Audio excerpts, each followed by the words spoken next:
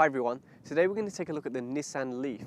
Now this is an all-electric drive car, so it's not a hybrid that has part electric and part gasoline, just 100% electric, which means it's a zero emission car. Now the good thing is that in the UK that means you don't pay road tax and you don't pay the congestion charge in London. So there are some big bonuses to owning this car, and depending on what deals are going on at the moment, you might also get a rebate from the government which helps offset the cost of buying this car. Now the first thing I'll say is I've only had this car for, I don't know, a few hours, and I've driven it around 30 miles. I don't own this car, this is just a test drive. So I put around 30 miles on it so far, and I'm going to be test driving it for 4 or 5 days. And the first thing I noticed when I got inside is it's huge. It's a lot bigger than I expected.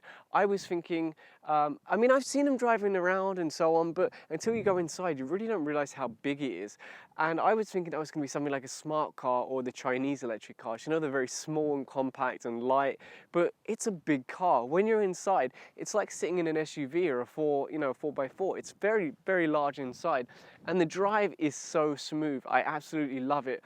Of course, it's not just pulling away where it's smooth, because of course you don't have gears. It's fully automatic, being an electric engine.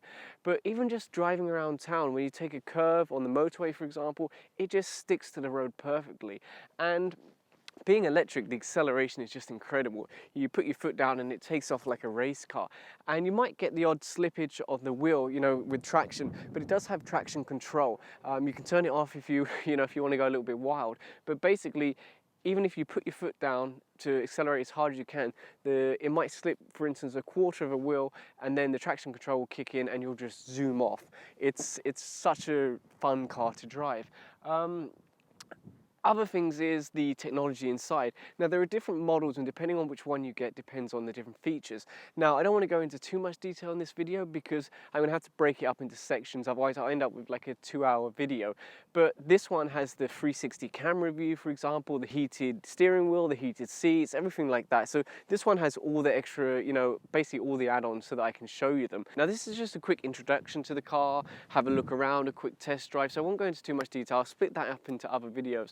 So let me grab the camera, bring it closer and show you around. So let's have a look around the car. At the front here, this is our charging port, and I can open that up using my keys. So here on the key, we've got this one. We press this and that should open the flap. There we go. And we've got 2 charge ports here. We've got this one on the right, which is a smaller port. This is when we charge it from our 3-pin plug or something like that. And then we've got this one on the left, which is for our fast charging or turbo charging.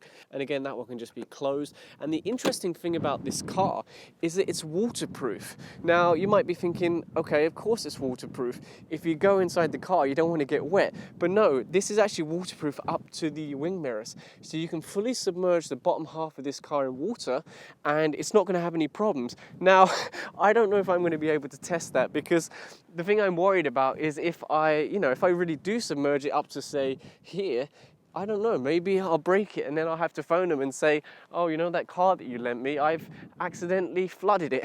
So I don't know. I wouldn't even know where to go to find that level of water, to be honest. Now, the next notable thing is the tires. It doesn't actually use regular tires. It uses special electric car tires, and they have to be slightly different because they use regenerative braking, which is when you're braking, sorry, I'm so cold at the moment, I'm shaking. But yeah, when you're braking in the car, it's actually regenerating power and putting it back into the battery. So you do need special tires. You could put normal tires on here, but I think they're just not going to stand up to it. I don't know the exact ins and outs, so I have to look into that. But you can see it's pretty nice. A lot of people, or some people, don't like the way these lights kind of stick out. Personally, I think it grows on you. When you first see it, I'm not too sure, but then it kind of grows on you. And you can see the same at the front here. These lights kind of come out a little bit. Of course, this does have automatic headlights and automatic window wipers. So pretty much to put everything on automatic, all you have to do is press go and stop, just like in a go-kart. So let's take a quick look on the inside, and it's really, really roomy in here. So this is the front 2 decks. These are pushed back quite far, but still so much room in the back. Have a look at this. Now I'm around 6 foot, so let me jump in here and turn the camera around. So here I am in the back, and look at this. Even though I've got the front seat quite far back for the driver, I've still got lots of room, and it's so comfortable in here. See, I can just chill at the back. There's enough room here for someone else who's, you know, large. There's so much room in here. It's pretty fantastic. Let's go to the front.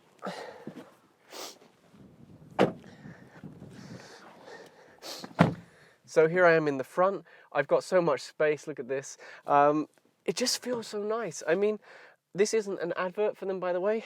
They're not paying me. In fact, they don't even know I'm doing this review, to be honest. This is just a regular test drive. I am interested in maybe buying it, but at the same time, I'm doing YouTube videos because I might as well share it with you guys. But it's so nice in here. Foldable mirrors, of course, automatic. And here's the front deck. You can see touchscreen, of course. We press this button to turn the car on. Let's wait for the touchscreen to come on. Yep. You've got loads of options here. You've got a menu system, you can do routes, you can tell you where the nearest charging station is. Pretty much everything that you need is built into here. And that's one of the biggest things I hear about electric cars. People say, oh, I'm interested in an electric car, but I don't think I could use it because I need to go on long journeys. What you might not know is that they've got 30-minute charges. And these chargers can basically go from 0% to 80% charge in just 30 minutes. So if you pull up to one of these turbo chargers, plug it in, go and have a coffee, 30 minutes later you've got another 80% battery, and that might give you, I don't know, anywhere from say 50 to 80 miles. So, you know, with turbochargers and with how many chargers are now spread out around the country, electric cars really are a viable option. Now, it's pretty easy to get going. You just take the handbrake off, which is down here with a foot pedal, put your foot on the brake, put this one into drive, and there you go. We should be ready to go. Let's put our mirrors out. Now, this is a little country lane, private lane, so I don't really have to worry about traffic or anything like that. And watch this acceleration. Ready?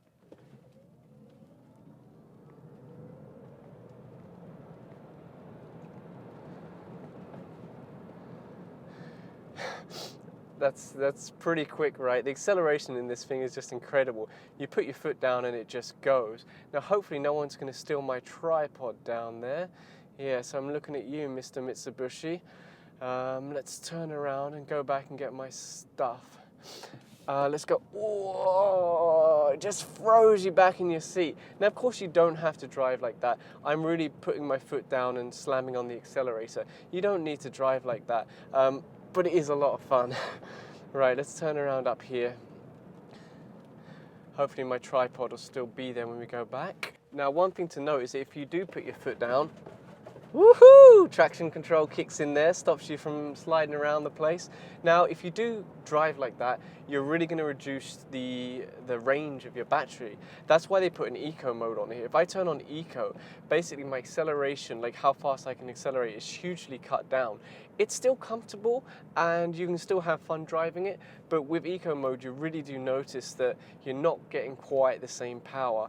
Right, where's my tripod? It's around here somewhere. Now, what I want to do now is show you outside so you can hear the car when it's going along. Now, one thing it has is a little button here, and basically when you're driving along, it makes a kind of whistle noise. The idea is that when you're driving along, people can hear you, because being electric, there's no engine noise, and you can turn it off, but otherwise there's a slight whistle when you drive along. The idea is that anyone that's crossing the road is going to hear the whistle, turn around, and hopefully see you before walking out in front of you.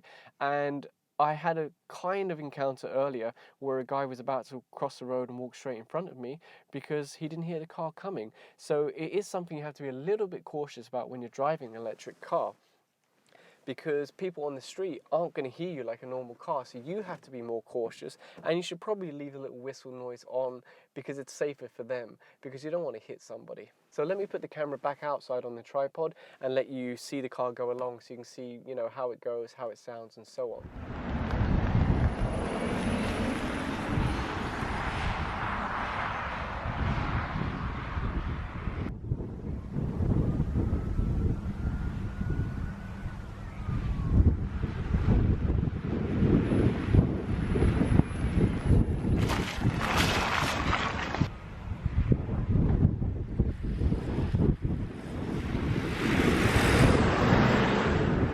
So this was just a really quick look at the Nissan Leaf.